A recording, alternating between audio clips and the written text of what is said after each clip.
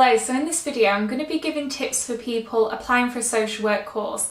So that could be the apprenticeship scheme, a master's, a BA in social work, anything to do with social work. If you're going for the qualification, hopefully this will be of some help to you.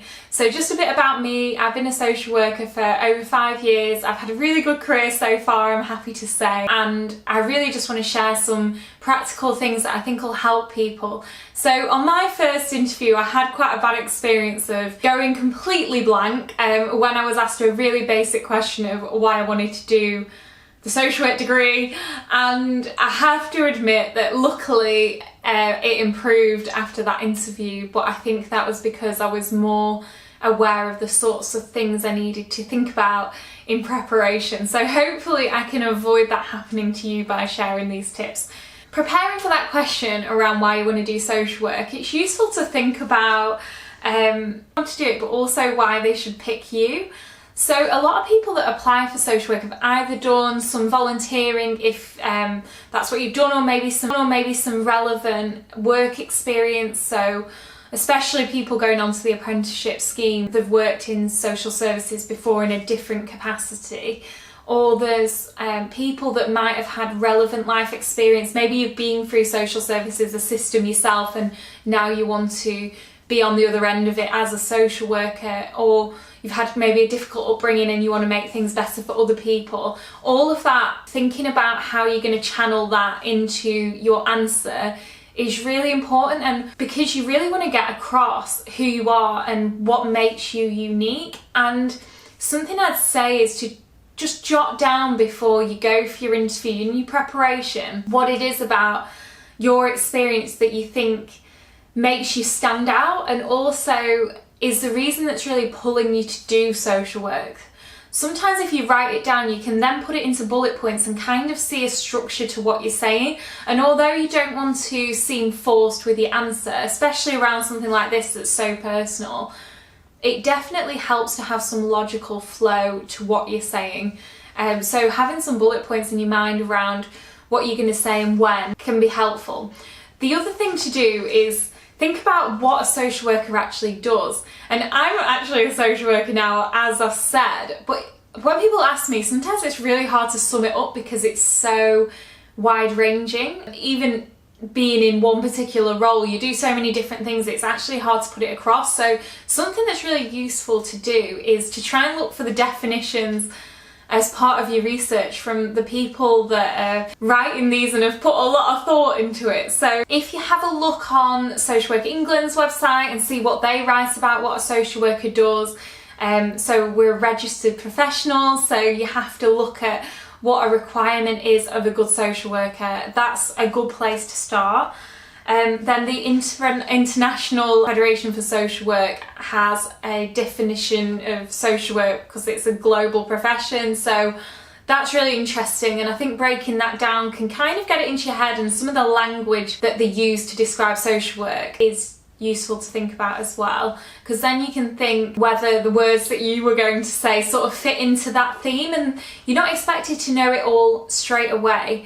But reading these things about requirements of social workers can kind of give you some direction into how you need to come across in your interview. So there's some buzzwords like being person-centred, being able to gain rapport, being able to communicate, develop trust, being aware of important things around confidentiality and ethics, and having a good value base, promoting human rights, and then also knowing that social work is political in its nature because we're dealing with society and the way that works and how it affects people as well. Knowing what's going on in the world is actually important to practice in the changing context of social work as well. We need to be able to adapt to the situations that people are in and try and support them the best we can. It's about working with people, not doing for people, not sort of taking people's autonomy away.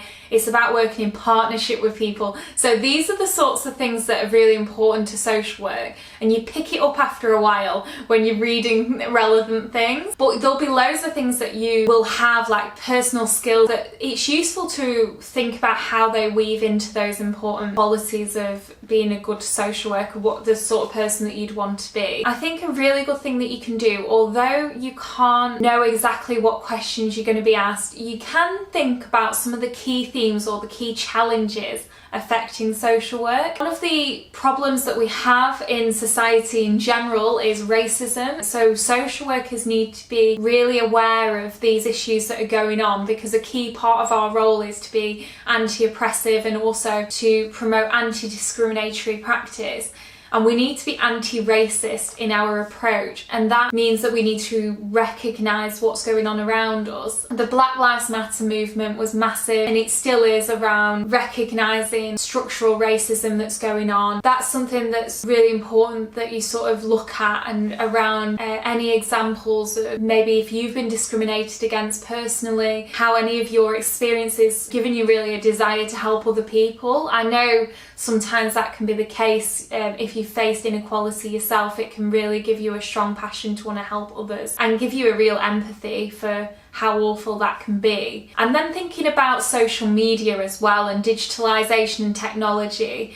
This has been an issue for a long time for social work, but even more so as things have progressed. So I work with older adults, and there's a digital by default agenda brought in, and a lot of the time some people don't have access to technology, and it's assumed that everyone can manage with that, which is bringing a lot of inequality in society now. There's issues around obviously poverty with that, and also discrimination going on online, and the frequency at which information can be shared, and the permanence of information as well online. So you might say something and think it's in confidence, and then it's screenshotted and shared with someone else, or you post something in the heat of the moment and think that that's okay, but then it's there and it's hard to get that deleted, and it's always stored somewhere. And just around having your sort of personal accounts secured, and the importance of that, and how you need to be able to get public trust, and if you're sharing things that aren't sort of consistent with that, then that's a problem. The one last thing I'd like to mention is that social work is stressful by the nature of the work that we do. People's lives are complex and changing, and often we're supporting people in situations where they're facing crisis. So that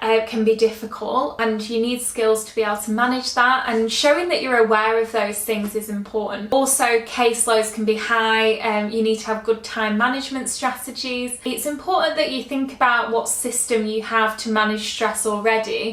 So like, you know, your family network, or what you do to relax and to promote your own well-being. It's fine to acknowledge that you're developing those skills over time, and that you are someone that experiences stress. If people are sort of saying in an interview for any social work thing, if it's a job or anything, that social work never would stress them out, you kind of feel like people just don't know the realities of what it's like. So our final point was, don't think that you're expected to know all the perfect answers to say, because you're not. Like, that you're there to show that you're willing to learn, and that you're enthusiastic, and that you're someone that wants to develop your thinking, and that you're not fixed in your views, and they're really good qualities to have if you're applying for something like this. So I hope that's helped people. If you'd like to like and subscribe, that'd be great, and press the notification bell to be updated when I put out new videos.